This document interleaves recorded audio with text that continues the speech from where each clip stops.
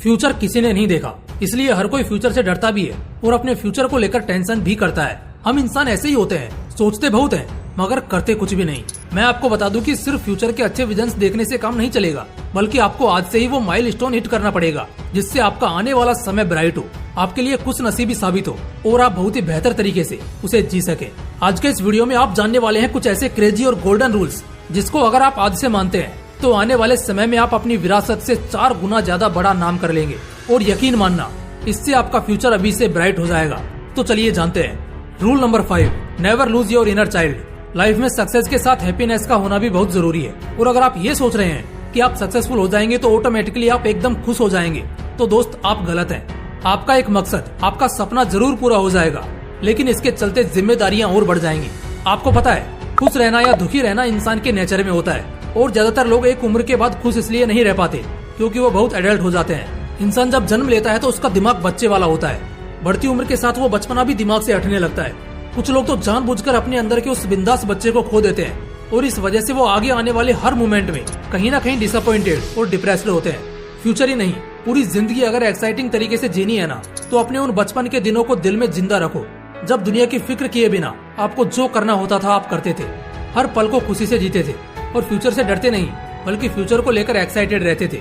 इसलिए अपने भविष्य और जिंदगी में मजे से जीना चाहते हो तो अपने अंदर वाले उस बच्चे को मत खोना। Rule number 4, always be ready with plan B. Success के बाद का प्लान तो ऑलमोस्ट हर किसी के पास होता है, लेकिन वो लोग ये नहीं सोचते कि फेल होने के बाद क्या करेंगे। हर स्मार्ट इंसान फेलियर के बाद का भी प्लान बनाकर चलता है, जिसे प्लान बी कहते हैं। अगर आप कोई भी टास्क करते हो, अगर आप उसमें सक्सेसफुल हो जाते हो, आपका कोई भी फ्यूचर प्लान पूरा हो जाता है, तब तो क्या ही दिक्कत है। फिर एक्चुअल में कोई प्लान सोचने की जरूरत ही नहीं पड़ती। लेकिन समस्या तब होती है जब इंसान फेलियर के लिए पहले से तैयार नहीं रहता और जब अचानक से उसे झटका लगता है तो पहले तो उम्मीद टूटने की वजह से उसका दिल टूटता है, फिर उसके बाद टूटता है उसका हौसला, क्योंकि अब उसे कुछ पता ही नहीं होता कि उसे अब आगे क्या करना है। जो भी स्पोर्ट्स पर्सन या एथलीट्स होते हैं वो बहुत सारे प्लान्स लेकर फील्ड में उतरते हैं। आपने कई इंटरव्यूज में उन्हें कहते सुना भी होगा, आज के टाइम पर वही सेफ और स्ट्रॉन्ग है जो पहले से हर चीज के लिए तैयार है। तो कभी भी डिसअपॉइंटेड और डिप्रेस्ड ना होने के लिए हमेशा प्लान बी अपने साथ रखो।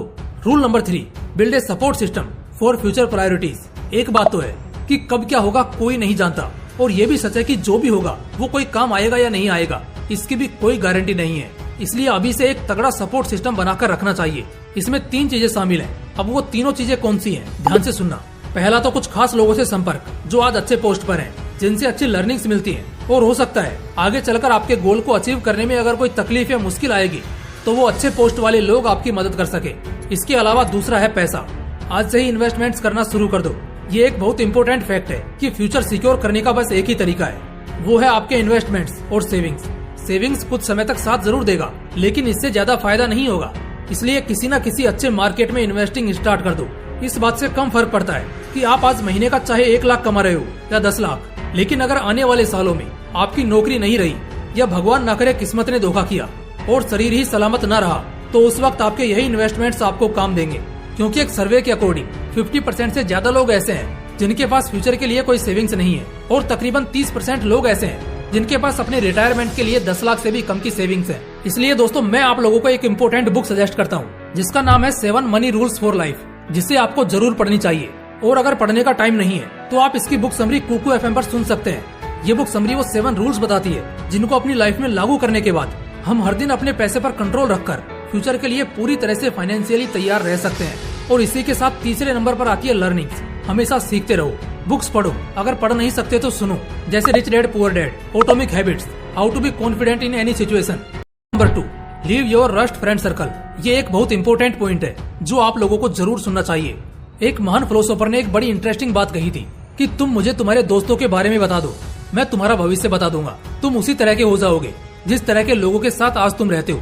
80% टाइम्स में ये बहुत सही साबित हुआ है, और इस बात को जितने गहराई से मानेंगे और समझेंगे आपके फ्यूचर के लिए उतना बेहतर रहेगा।